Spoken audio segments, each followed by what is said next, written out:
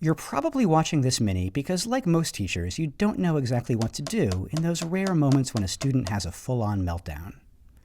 And the truth is, there aren't any great options when a student goes to DEF CON 1. But meltdowns don't come out of left field. We're going to start by talking about how to avoid them. Let's take a look at the anatomy of a meltdown. You're in the middle of reviewing your do now, and Chloe is tapping her pencil loudly. You ask her to stop, and she does, then immediately asks to go to the bathroom. You tell her to wait, and she sighs loudly. After you finish the do now, you transition into your lesson opening. It's about Andean farming techniques. Then you assign students a quick stop and jot task. A moment later, Chloe asks for the bathroom again, but she doesn't have anything written. You've barely responded to her request when she breaks in and complains in a pretty disrespectful tone. You look at her with your teacher face and tell her so. But instead of getting back to work, she starts tapping her pencil again loudly with you right in front of her. You try again, hoping to get her back on track by acknowledging her feelings. But Chloe is now even louder. Her volume and tone are totally defiant, and she's now distracting the entire class. That's when you tell her to go to the office. Now Chloe is furious. She's pushing back loudly and defiantly, and the entire class is now focused on you and her. Learning has stopped altogether. We don't know what was going on with Chloe today. There might have been some extenuating circumstances to explain her short fuse. In any case, we think this situation could have been avoided by following one or more of the following precepts. First, give upset students concrete solutions. Being hyper-logical and laying out a plan does some of the thinking that an agitated brain isn't great at. Second, check in with the student.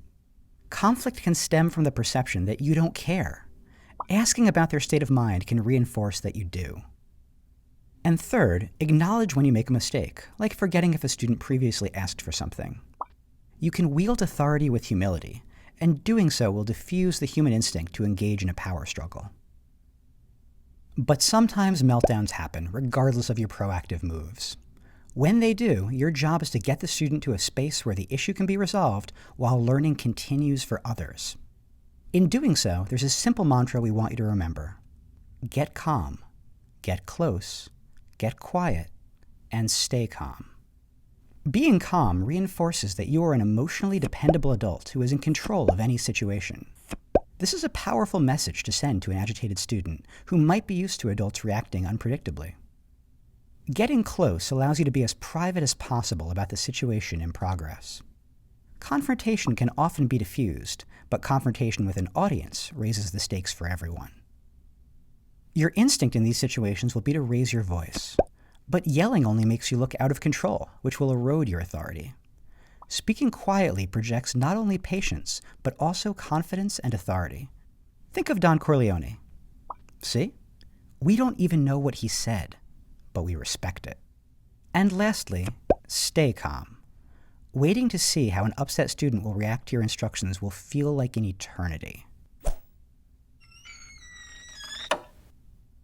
But it's essential as you try to keep emotions and stakes as low as possible. There are a variety of ways that students could choose to react at this point.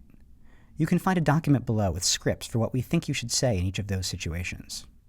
Remember, most meltdowns can be avoided with clarity and humility.